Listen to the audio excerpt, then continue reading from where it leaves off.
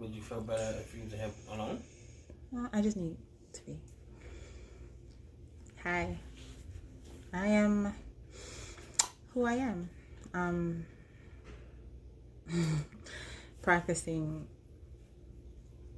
being transparent with myself and allowing myself to just shine through. Boop, boop, boop. Right. So, this is my first. I'm going to be saying a lot because I'm not even sure how to do it. I'm not sure what I'm doing. I'm totally semi freestyling because this was a thought that I had and somebody needs to hear it. I was listening to Sarah Jakes Roberts. That girl be on it. I don't even know what led me to her. God, grace, something.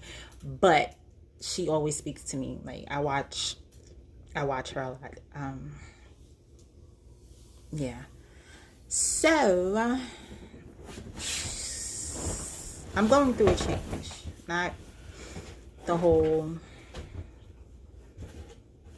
menopause thing, not any of that. It's like a spiritual, emotional kind of thing. It's a lot.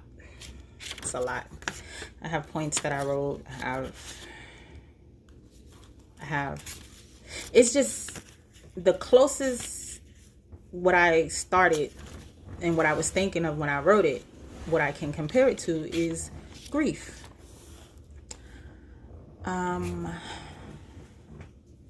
Healing process, reconnecting with yourself, purpose. In my head, I had this whole idea about, those that know me know I refer to myself as a mermaid. I love mermaid. I love the thoughts of mermaid. I went and got one tatted on me. Wait, I can't. Here you go. That's me. She is me. I am her. We are mermaid. Corny. Leave me. I'm here. I'm thinking it's gonna be called Where Are My Land Legs? Whatever moves me further, I'll change it. But let's talk about get this camera thing together. I'm using my phone until it's gonna be a whole process. Like I'm gonna learn how to edit. I'm gonna get a backdrop. I'm just gonna get a logo popping. Shout out Beyond Brandon. It's your girl. Yeah, I'm stepping into a lot and with purpose, with intention, and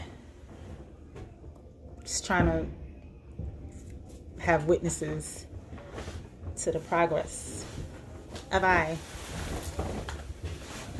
freeing yourself. Ow, the emancipation of me.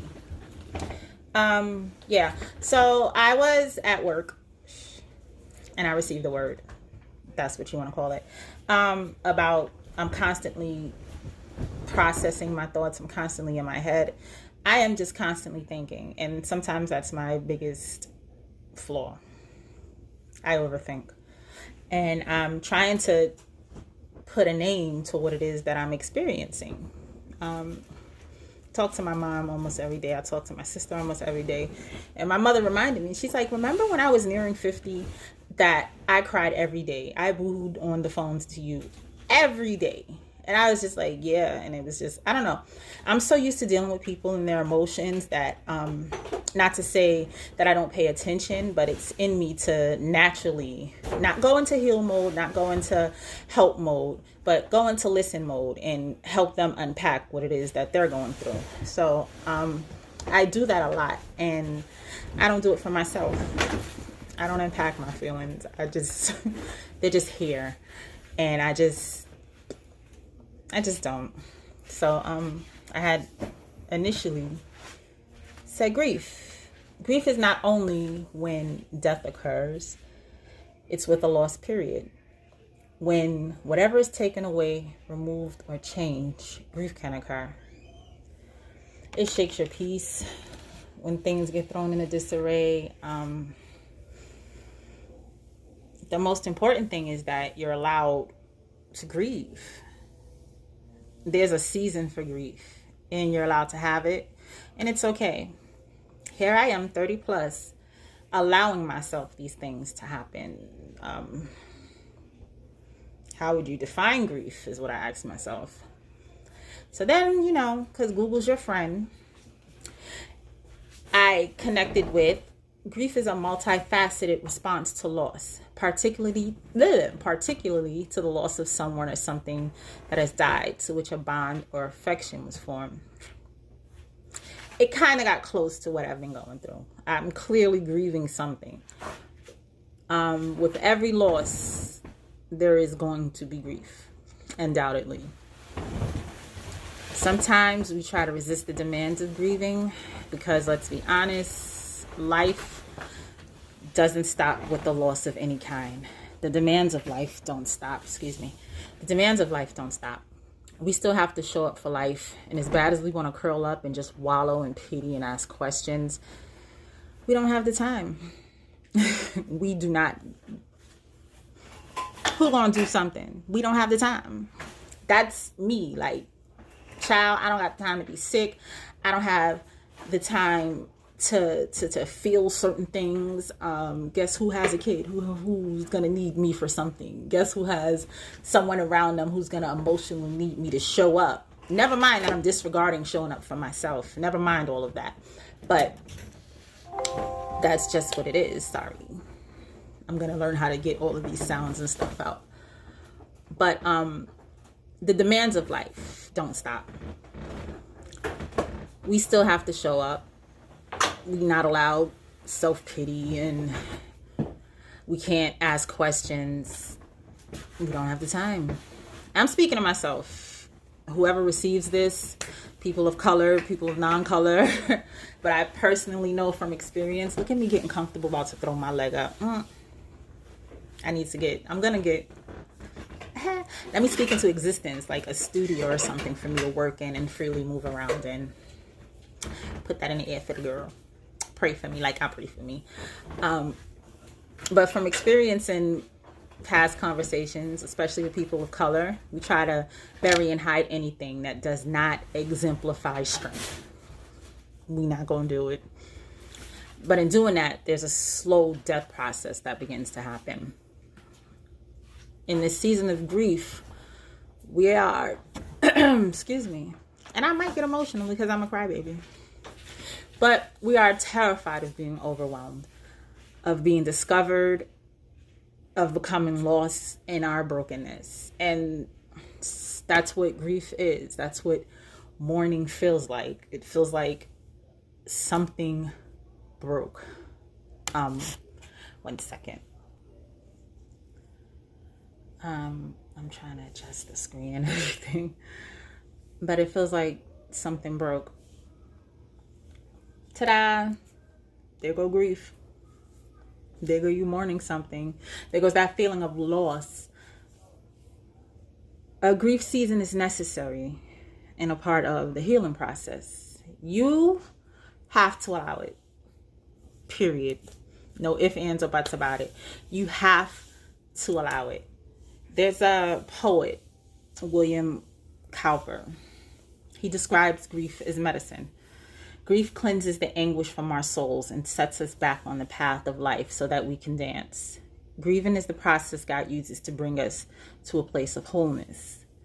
Grieving is his great gift to us. It is a necessary part of our journey in healing. Baby. I read that and I was like, talk to him. Tell him, like, and this whole finding yourself and allowing yourself to feel, like, if I told you how many times I've been called a crybaby, over emotional, too sensitive, that's people invalidating who you are and your right to feel.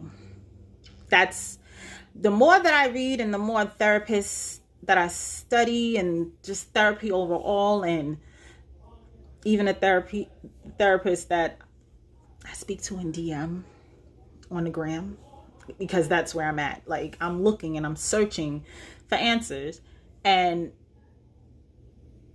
invalidation is a sign of trauma. These are traumatized people. These are damaged people who will tell you that it's not okay to feel.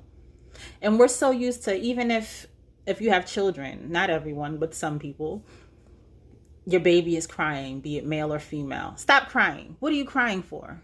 Stop crying. Why? If it hurts, cry. That's what you feel you need to do. Just do it. It's life. It's life. I hit my nail yesterday in a rush. And I was already frustrated and I was just lost in my head. And I hit my nail. And it still hurts. I just had gotten it done. And when I mean like 4 thug tears fell out. Stop. I did a deep sigh. Did all that ugly crying. And I was like, get it together. You have to do something. You have some place to be. Let's go. But I was already frustrated and I needed that. And I find that when I stop myself from feeling, when I do get to that point, it's a wrap. It's a wrap. I would save myself a lot of time and energy if I allowed myself to feel what I need to feel in that moment, instead of storing it away, instead of saving it, instead of telling myself, girl, you don't have time. I do have the time. I'm allowed to feel how I feel when I want to feel it. I have control over all of that. That's all me. But I digress. Where was I? I was speaking on William Cowper. Yes. But yeah, the journey of healing. Where are my land legs? That's Mermaid Girl talking. Child, this earth, this plane has me feeling like the land life is not for me. My shit is that, pardon my language, I'm sorry, I curse. Sometimes a lot. But part of my ish is trying to find a balance that's healthy and not Hennessy. Oh boy, Hennessy. Yeah. So I'm trying to find a healthy balance that's not that. I'm trying to grieve, mourn, whatever you call it. I'm trying to forgive myself. Did you know that you could forgive yourself? Did you know that everything that you've done to yourself, even when you pray to God and you ask for his forgiveness, but anything that you have ever done to damage yourself that's counterproductive to who you are, you should speak to yourself, have a conversation, and be transparent with yourself and ask yourself for forgiveness. Trying to forgive others. Yes, others who have and maybe will never apologize. And I have to allow myself to feel how I feel about that. I run from that. Shit like that, I be the fuck gone. Like, when feelings start to stir, I'm a runner. It's not healthy. It's not. Because normally emotional, like on my everyday emotional behind, I know given into certain emotions, I might not get up off the floor for an hour or two. And I don't have the time. I do have the time. Allow yourself to feel and you will. Psalm 34:18. The Lord is close to the brokenhearted and save those who are crushed in spirit. You've ever had your spirit crushed and it's just like you don't want to go on? I think that comes from me placing importance, placing expectations on things that don't need it. Don't need it. Let it go, girl. There's a huge difference between pity and self-compassion. That's another thing I'm learning.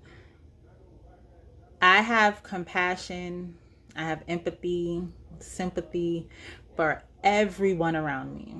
Again, I'm that girl that they talk to. I never gave that to myself. I mean, I'm like, everyone mumbles to themselves, I'm sure. We speak aloud and we just do it. I'm my own worst critic. I berate myself. I tear myself down. my mind is just sometimes not in a great place. And that whole time I'm encouraging and loving and compassionate to everyone around me. And I don't even give that to myself. I'm still learning to love myself. This is a part of my process. This whole vlog, blog, whatever you want to call it. This is me saying I'm sorry, saying, girl, I love you, saying, girl, we forgive us, and all of that shit. So, I'm learning self-compassion. I'm learning boundaries. I've placed a lot of boundaries with a lot of people in my life. Some have gone, some are here, some respected. I never knew that you should have boundaries. So even when people cross the boundaries that I never placed, I would be so upset. But that's because I never clearly stated my boundaries, whatever it was for whatever situation. I have those now. I have things that I allow, and some things, bitch, just not gonna happen. I'm sorry, it's just not happening.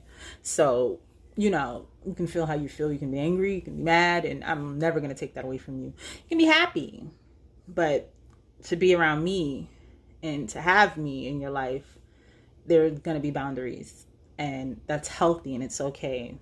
So yeah.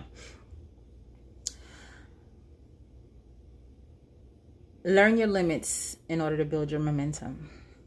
That was another word I picked up. And in doing that, knowing your limits, you're going to feel rejected. There's going to be failure, not all the time. But in learning your limits, when you fail, it has the potential to expound you to the point of limitless. You heard me? Failure can expound and become limitless. Like, I probably said that wrong, but your lessons that you learn from that it's definitely, and what is life if not a lesson? This whole growth shit, this growth process shit, I wasn't ready. No, I wasn't ready, honestly speaking. But I've just been too comfortable. I know that when God wants you to change, he's going to make you uncomfortable.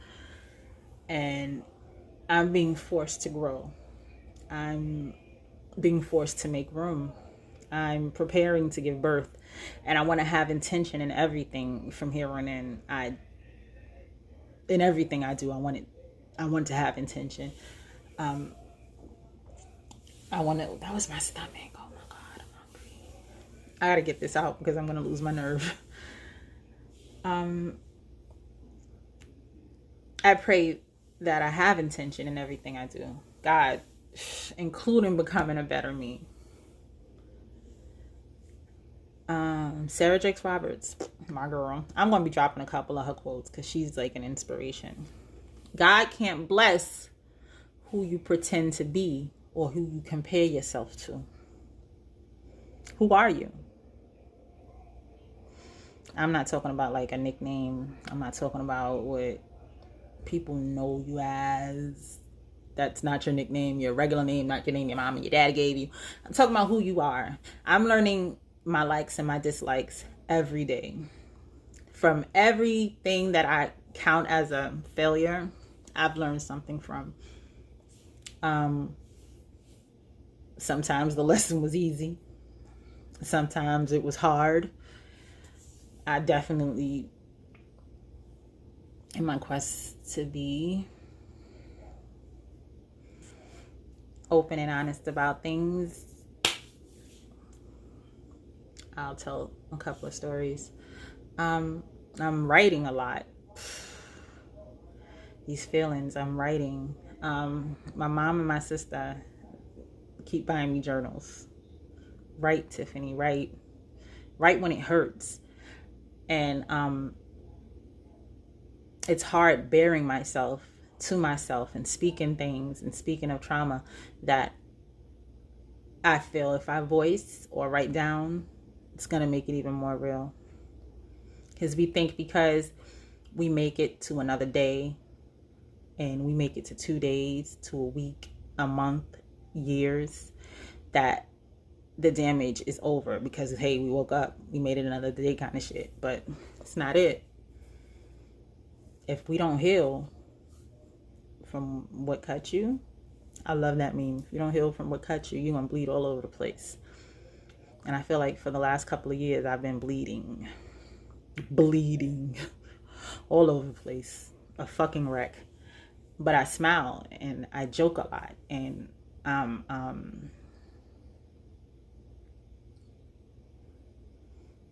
a funny girl. And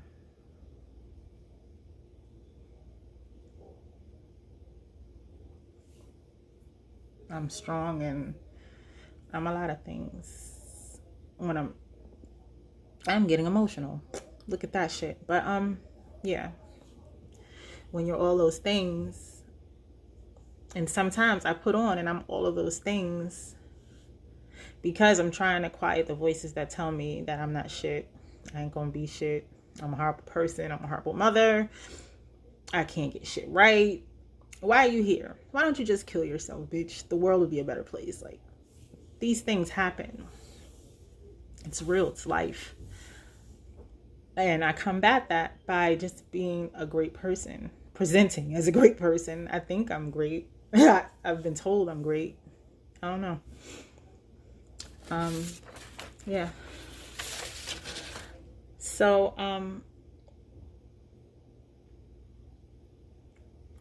healing and grief and mourning is just what this vlog is.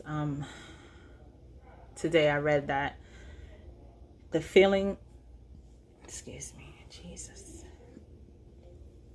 the feeling of isolation and lack of connection is part of the healing process. You're mourning the loss of the false self you call you. I've never felt any more alone than I have this last year and a half or two, almost 2 years, right? You go on my social media, I'm smiling, I'm drinking, I'm life of the party, I'm around people, I'm presenting all of these things that a normal happy person should be, and I'm alone. I feel alone. I'm lonely. I think it comes from my cup running over. Like, I feel like I give so much of myself. I don't have anything left. I'm running on fumes. I'm not even on E. Like, it's past empty. It's just the smell of whatever keeps something running and going. That's what I'm on. The heavy part of the healing process. I learned that it's normal to feel disconnected from your friends, from your family, your lover, your husband, your wife, girlfriend, boyfriend. While you're working on you, it's going to be a huge disconnect. When you become conscious and aware of your thoughts and patterns and your habits and behavior, and as your awareness increases, you start to search for authentic connections. I think that's where I'm at now. I want authenticity. The woman said that you're going to avoid certain situations. You want to say what you mean. You want to create boundaries. And I know, like, that's the step that I'm at. And all of these feelings and emotions are new to me. And it hurts, and I cry, and I pick myself up and wipe my face, and I keep moving. The life of a mermaid.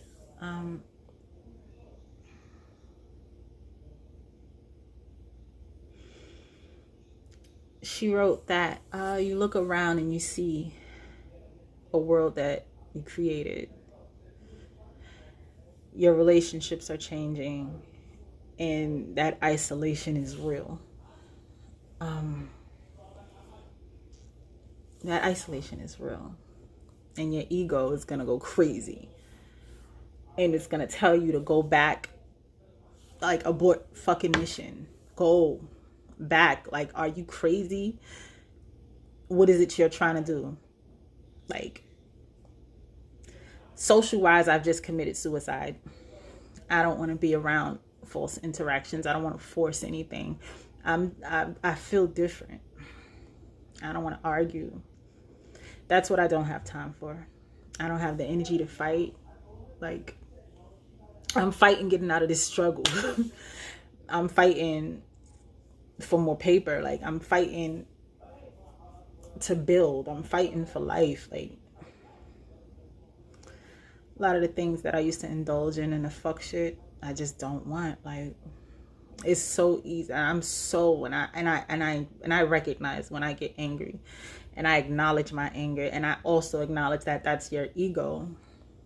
Because guess what, Tiff? You cannot punch this person in the head because they got on your damn nerves, or because they're poking you, or they're being petty, or whatever it is that's going on. You can't do it.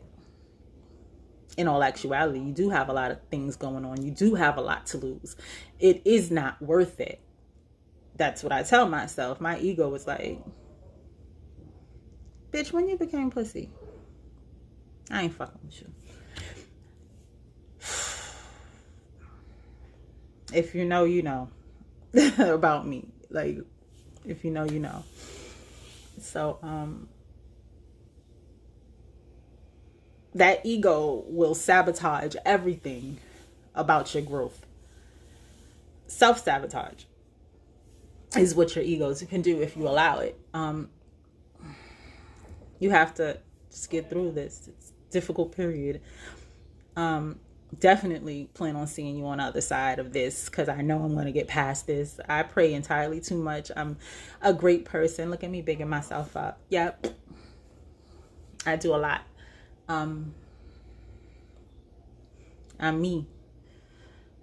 And in seeing that, I'm reminded that I have to trust the process. I'm gonna be confused. I'm gonna probably revert back a couple of times to who I was. But I'm gonna get up and I'm gonna remind myself of the person that I'm becoming. That's all you can do. It's not how many times you fall, it's how many times you get back up. I'm not alone. I keep reminding myself that I'm loved. I have people around me who love me. I have people who encourage me. I have light. I have life. I have love. But I know even in all of that, that this is my journey. This is what I'm going to do. My blogs are not going to always be this heavy. It's not. It's just what was on my spirit to speak about. Trust the process. Keep pushing. Keep going. And I know a lot of people not and will not get this. A lot of people who know me, the people who knew me, you don't get it. You're not going to understand, but it's not for you to understand. This therapist also said that you will never need to betray yourself to be loved by someone who is their true self. You'll meet the you beyond your conditioning. I'm anxious. I'm excited. I always say that. I'm excited to see who I'm becoming. I can't wait to meet her. I'm almost there, hopefully, because I don't even know if I can do another year of this. And if I have to do it, I will, though. That's the thing. Like, I've never been a quitter. So, yeah, the other side of this is going to be me. Oh, God. Self-healing. Hashtag that shit. All right. I think this is about almost 30 minutes. Did I introduce myself? Tiffany Some people call me Leto. I'm not about to do the nickname shit. Just Tiffany sometimes. Just Tiffany every day. Yeah, but I'm gonna get the hang of this thing. I'm gonna be active. I'm gonna be proactive and learning everything I need to do. I'm gonna edit this out. I want an intro, like I want all of that. I'm gonna be pushing products because guess what? I know a bunch of Black entrepreneurs. I know a bunch of Black-owned business owners, and I'm one of them. So yeah, I have authors in my circle. I have multiple business owners in my circle. I have multiple people who have multiple ideas and who do a little bit of everything. I have musicians, I have rappers, I have beat makers. Like, these are people who are really talented, and I'm just like, I'm excited. I get excited when my people do great things. I love it. I love it because we're not accepting mediocrity. And we going for everything they said we can't have. What's up? So yeah, that is it. I'm done. Like, I'm hungry. I came in from work and I was like, let me do this because I'm going to lose my nerve. And then I'm not going to do it. And I don't want to sit this in a pile of things that you should have done. So, I'm sorry. Excuse me. Yeah. This is me. And see you on the other side. Peace.